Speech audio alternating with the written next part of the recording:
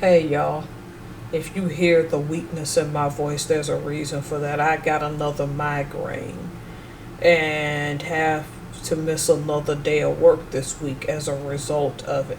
I think some of it is stress. I won't elaborate on what that means because you never know who's watching these videos. I'm going to read an article for you all. And again, we've discussed how I don't believe in fear mongering, but I do believe in preparedness. I suspect that based on this article that these numbers are going to get larger. And so as these numbers get larger, you need to prepare for a world that where you're going to have to upskill or be able to constantly adjust your skills in order to survive. All right, without further ado, let's get into the article. Layoffs have risen 140% from a year ago, a new report reveals. Companies have already announced more than 800,000 job cuts this year alone, the highest since the pandemic upended the economy in 2020. U.S.-based employers cut 62,075 jobs in July compared to 25,885 in the same month last year.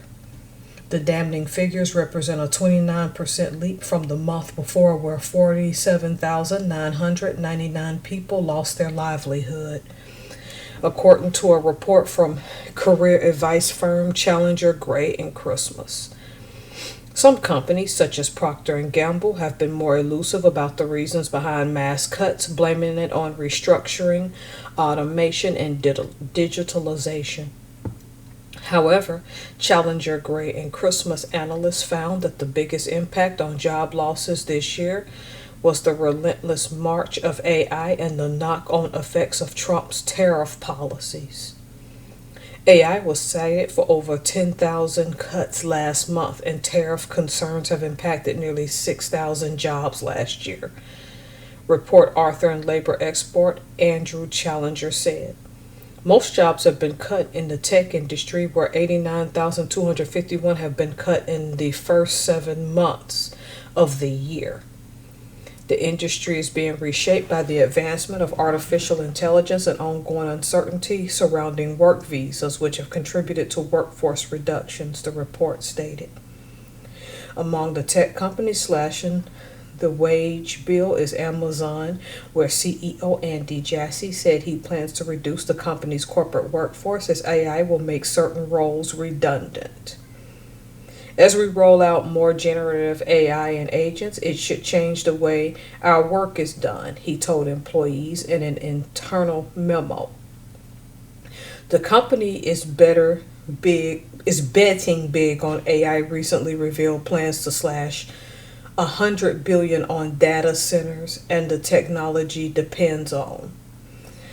It has pumped further billions into startup Anthropic, the CEO of which recently warned AI could wipe out half of all entry-level white-collar jobs. An increasing number of Wall Street CEOs have also warned about how the rise of AI will take a sledgehammer to jobs. Artificial intelligence is going to replace literally half of all white-collar workers in the U.S., Ford CEO Jim Farley said early this month. Silicon Valley titan Intel also announced it would be cutting 25,000 roles in 2025, its second major round of job cuts in 2 years. Microsoft said in July it is cutting around 4% of its global workforce as it ramps up investments in artificial intelligence. The tech giant will slash around 9,000 jobs across different teams, geographies, and levels of experience. The AI-driven job bloodbath marks a major shift for American workers. For years, mass layoffs were concentrated in U.S. manufacturing plants. Now they're impacting college-educated, high to middle-class career earners. The demographic being pummeled the hardest appears to be recent male graduates. Men aged 22 to 27 with at least a bachelor's degree are now unemployed at higher rates than the general population.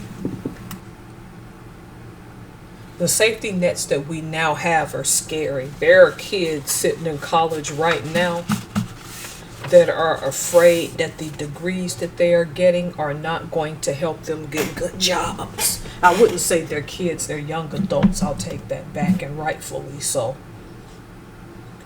Right now, the way things are working, there are no guarantees in anything that you do because of this stuff with AI, because of mass layoffs. We're a country with at least 318 or more million people, and you would say, well, those numbers are small in comparison to the entire country. This is because this stuff is happening in baby steps. This article talks about white collar jobs only. It does not take into account how many blue collar jobs have been lost and aren't coming back to automation. This is just a precursor to let people who work in offices and who have it leisurely to know that you're not exempt and that AI can take your job just as easy as it can take a blue collar job.